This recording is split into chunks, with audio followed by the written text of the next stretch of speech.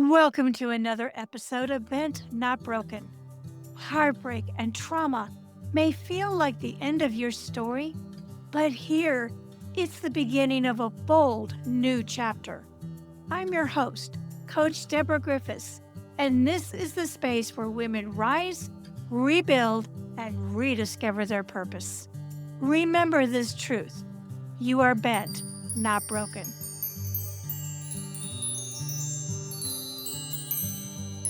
Joining me today is Linda Grizzly, a financial wellness speaker, personal finance educator, and the host of Real Money, Real Life podcast. Linda brings a human, judgment free approach to money, helping people and organizations understand how financial stress impacts everyday decisions, confidence, and performance. Welcome, Linda. Thanks for having me on, Deborah. I'm looking forward to the conversation. Can't wait to just dive into things with you. Oh, I'm looking forward to it too. I love how you bring a human judgment free approach to money. How did your own divorce shape the way you now talk about finance, stress, and self trust? I got divorced after 23 years of marriage. I got married at 22, so at that point, I had been married for half of my life. When I got divorced, my husband had been taking care of all of the finances, which is common for my generation. I'm Gen X. So when I was getting divorced and I had taken on financial responsibility again, which I had had it before, and in the beginning of my marriage, I had switched it over. I still was at this point where I needed help. And my husband had a guy that did the investments for him, and I was talking to him. And then we had a CPA that I was talking to, and they kept telling me different things. And I would ask one, and they'd say, "You need to ask the other." But they wouldn't talk to each other. I was just going around in circles, and I didn't know what to do. I ended up finding a company that did investments and tax under one roof. I thought that was going to solve my problem, but it really didn't because I wasn't getting the help that I really needed. I wasn't having someone show me the bigger picture. They were just like, okay, what do you have? Let's get it invested. Let's get it set up in your name. Let's just figure that out. But there was no guidance. There was nothing saying, hey, if we look at what your future looks like, we can start to look at how you might save differently. I was just in survival mode, and nobody really took me under their wings to help me figure that out. Over the years, I became a financial advisor post divorce and learned all about financial planning. I was helping people with financial plans. And the more women I talked to, the more I realized that we really need this. We really need someone that's a trusted person that we can just have conversations about money, not someone who's necessarily saying, "Send me your money, I'm gonna manage it for you, or I'm gonna sell you this product." Once I was into financial services and working with people, I decided to step away from that and do financial coaching and financial, like, life coach, like, bring your money and your person together and move forward that way so that I could help people that were like me, that needed that extra help. Define for us a little bit about the extra help that women so often need coming out of divorce. Some of the things that they may not have thought about or prepared for, because as we both know, we've both been divorced, it's a culture shock. And all too often, we find ourselves as women in a different standard of living, sometimes change. More often than not, it does change, not necessarily for the better. So, what are some of the things that women need to know coming or even planning a divorce and coming out of that divorce? I think one thing that they need to know is that there is a good chance that their lifestyle will need to change. They might not be able to live in the same financial realm that they were living before. They might have to not live in as nice of a house or not have all the extra things that they used to have. But that's okay. It's just an adjustment period. Some women try to live the same lifestyle and fail because they're spending too much. Other women go the opposite direction and are just so afraid that they're not going to have enough that they live in this space of scarcity where they feel like there's never going to be enough money. So they actually go the other direction. Either way, it's not a healthy place to be. It doesn't happen overnight. You have to find where you fit, and understanding your finances and leaning into that is really the key to it. Understanding your cash flow, what's coming in and what's going out.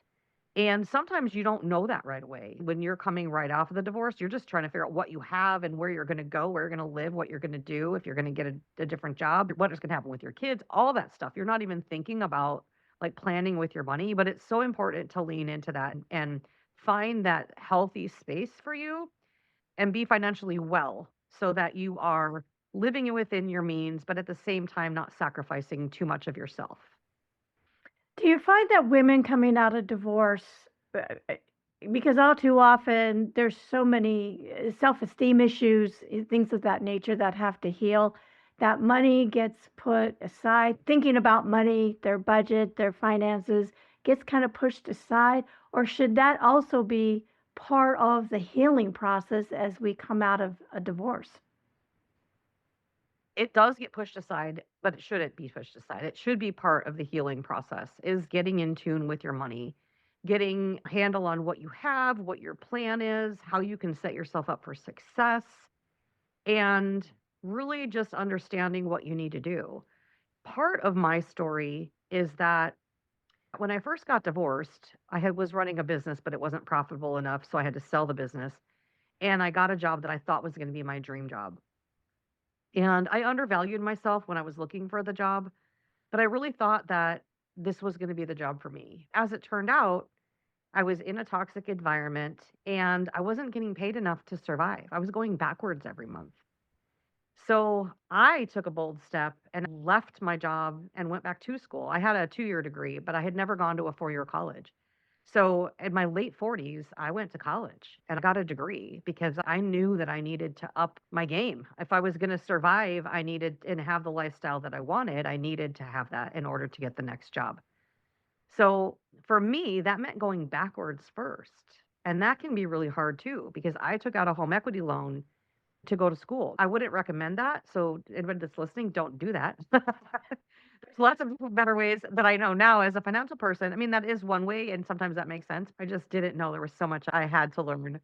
You have to realize where you are and figure out what your vision of your future is and find out how you get there.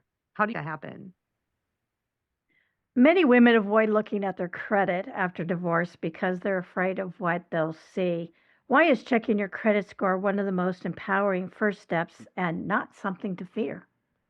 I think that people are a little bit misinformed on how easily it is to rebuild your credit score, right? The issue lies in that when you get divorced, a lot of times many of the things were in your spouse's name and not in your name. Even if you have a card in your name, usually a credit card has one person's name as the main borrower. And so they're the one who's really building their credit. It builds your credit in a different way. Looking at your credit score will help you understand where you are. If you understand the things that affect your credit, like your credit utilization rate, and it's not just late payments, it's about how much credit you have and how much of it you're using, as well as several other factors. The idea is that you look at it and know where you're starting. And then the idea is to get better from there. It happens faster than most people think. How can someone check their credit score and review their credit report safely and accurately, and what should they be looking for? They can go to free credit report. I think it's freecreditreport.gov. It's a government place where they can check their credit report for free once a year. And the credit report isn't your score. The credit report gives you a list of everything that's on your credit. And at that point, you have the option to write in and, say this isn't me or this is wrong and also it allows you to see if there's any fraud on your account. I know for instance after my divorce, my ex-husband's new address showed up on my credit report as one of my addresses. His next 2 addresses still show up on my credit report as the prior addresses. I've never lived there. That was all after our divorce. Those addresses show up. I've never written in to get them changed because there's no issue. I probably could have, but at the time I was just like, yeah, whatever. But it might be an issue for somebody. If you're attached to somebody who has bad credit, it might be important to you to make sure that nothing from them is drifting over into your credit report.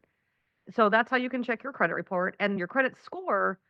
Most banking apps have a credit report or a credit score that you're allowed to access in them. But there's two different scores that are out there. There's your FICO score, that is the one that most banks and lenders look at for giving you credit. For instance, Capital One uses the FICO score, so you can get it from them. The other one is, trying to remember what it's called. Ad- I don't want to say Advantage something, but like for instance, Chase Bank and US Bank, they both use this other one, which is through CreditWise, I think. Anyway, it's a similar score and it's gives you some kind of idea of where you land, but it's not the same as your FICO score, so they can differ. So if you really want to know, then you would want to look at your FICO score. And looking in your bank app doesn't ding your credit. But if you go through a credit agency to have them look at your credit, it puts a ding on your credit, which might drop your score temporarily. Okay. Sometimes women discover joint accounts, shared debt, or even credit issues after divorce, as you did. What are some of the biggest red flags to look for on a credit report post divorce? I would look for anything that you feel like should have been closed that was in both names or anything that you don't recognize. It's really important that you look through that. And like I said, there's three different credit bureaus. So you want to be sure that you write into the three different bureaus and get anything taken care of that doesn't belong to you. Okay. You can also freeze your credit. You have to do it three different times to the three different credit bureaus. Freezing your credit allows anyone that's checking your credit, like to get approved for a loan, it will stop them. It will freeze them from looking at it. There are still things that people can do that don't require it going through the credit bureau, but it stops most of the larger transactions from happening. Okay. You talk a lot about financial stress and how that impacts confidence and decision making. How does damaged or unknown credit quietly affect women emotionally after divorce? I think if you find credit that is unknown to you or taken out wrongly, you just feel violated. It's a violation of your person. And it can be devastating at times. The biggest thing to know is that paying attention to these things is so important. It's important, but it's not urgent until it's urgent. And at that point, it's on fire. If it becomes urgent, then you've got a real problem. So the idea is to monitor it and hope that you never move it to that urgent section. Okay. Let's go back to cash flow a little bit. Can you describe exactly what cash flow is and why understanding cash flow is more important than just knowing how much money you make? A lot of times people think of the money you make as your salary, but really that's not what goes into your bank account. It's net all of those things that come out of your paycheck. Cash flow is what is actually coming in and what is going out. You might think of it as a budget, but it's not really a budget because you're not setting boundaries for each item. You're just saying this is it. This is what's coming in, that's what's going out. Whether there's but there's not necessarily saying you're putting restriction around it. So what's going out would be any bills that are coming out monthly, like regular bills. Anything that's annual or biannual, you want to make sure that you're keeping those in mind on a monthly basis and saving money for those bills so you have money to cover the things you spend on yourself, right? In financial planning, when a client comes in, you're asking them for their income and expenses. They're giving you their income and listing out all of their expenses. But when they list out all their expenses, you might even have in there, what do you spend on vacations? What do you spend on eating out? There's all that personal stuff, but there's always a gray area where you're like, okay, where's this money going? It could be negative or positive. Like, either you're spending more than you're bringing in, and how are you doing that? Or you're not saying you're spending this much and it's not going to savings anywhere. So where is it going? That's why it's important to see, because then you can start to see like, oh, okay, there's a lot of this stuff that I didn't realize was happening in the background, whether it be just unknown subscriptions that you forgot if you're not haven't been paying attention, or just things that you do every day that add up that you don't realize. Are you buying a Starbucks coffee once a day, twice a day, once a week? How much is that? I hate to throw Starbucks under the bus all the time, but that's the one that people use a lot, right? Exactly. Um, I knew someone at Starbucks once, and she was like, "I don't understand how people can afford this. I have this one person that comes in every single day before and after work, and it's $20 a day." That's a lot of money. It is, but it's those what did they say? I think it was Ben Franklin was a penny saved is a penny earned. You know, and I think we liken everything to Starbucks. I'm not sure how much a coffee is. Say it's $6, but that could be $6 towards your child's school lunch or savings you can do without a coffee once in a while. It's an easy Yeah, sacrifice. Well, maybe for some.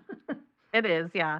So here's the thing. A part of my philosophy is about me money, where money you can spend on yourself a certain amount that you put a budget around. It's not really a restriction, it's a boundary. It's actually freeing.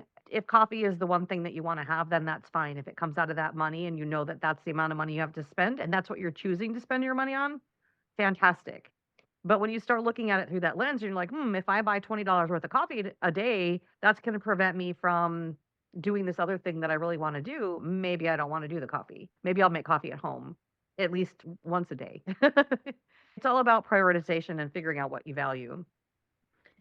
You have a program called Me Money. You want to talk a little bit about that?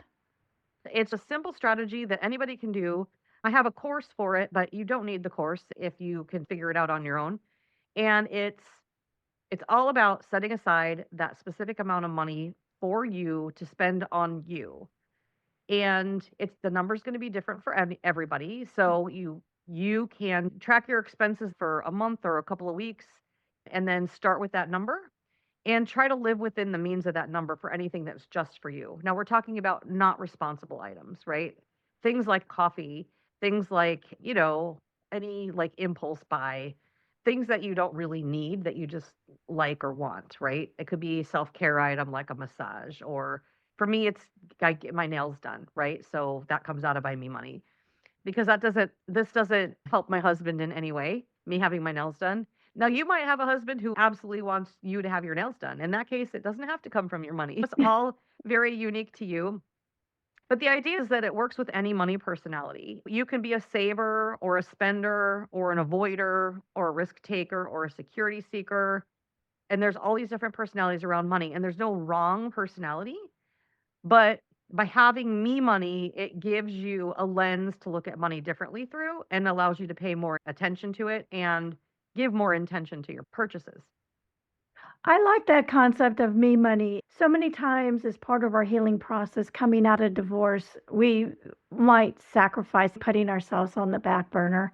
Part of the healing process is to set aside some me money and even some me time to focus on building back our love tanks. We need to get refilled from time to time so we can keep giving and doing what we need to do. From your work and your Real Money, Real Life podcast, what are the most common mistakes people make with credit and cash flow after divorce, and how can they course correct? The answer to that goes hand in hand because the most common thing that I see is that if they're not hands on with their cash flow, they end up building up too much credit, right? And then they build something that it's harder to get out of because they're trying to get through a phase and they're trying to figure out their lifestyle while they're adjusting. And so I think that they tend to charge a little bit more and build up a credit card balance. So figuring out a good way to restructure that and get that paid off is key to getting a handle back on their finances. If a listener feels financially behind, scared, or unsure where to begin, what's the first small, doable action they can take this week to regain financial control and confidence? I would say look at their bank statements or look at it online and go through all of the transactions. See if there's anything that stands out to you that you didn't realize you were spending. See how it adds up. How much money are you actually spending and what are you spending it on? Get familiar with that. Get in the habit of reviewing that once a month at least. Go through and look at all your transactions, what you spent, review your cash flow, what came in, what went out, and see where you can improve. Love it. Linda, this has been a great discussion. If our listeners want to get a hold of you or want to know more about you or even hire you, how can they do that? Sure. They can find me at lindagriz.com. It's LINDAGRIZ.com. From there, you can get my email. You can find all my social medias, contact me, all that good stuff is all there. Okay, great. So, yeah, And I'll be sure to put it in the show notes as well. thanks so much. I really think if they're listening to you, speak for our women listeners out there and even for the guys. You need an attorney when you're going through a divorce, but you need someone to handle that can discuss your finances as well. You need a team of people. Adding a financial person is crucial, along with the attorney and possibly coaching or counseling, therapy. You need it all. It's a big change in your life, and you don't have to do it alone. With people like Linda, there's a lot of help and support. Thank you so much, Linda. I really appreciate it. You are welcome. Thanks for having me on. Thank you for listening to today's episode of Bent, Not Broken. I hope that this episode reminded you that even through life's toughest moments, you are bent, not broken. If this message inspired you, please share, rate, review, and subscribe, as it helps us reach more women who are ready to rise and rebuild. And until next time, keep living bold and walking in your purpose.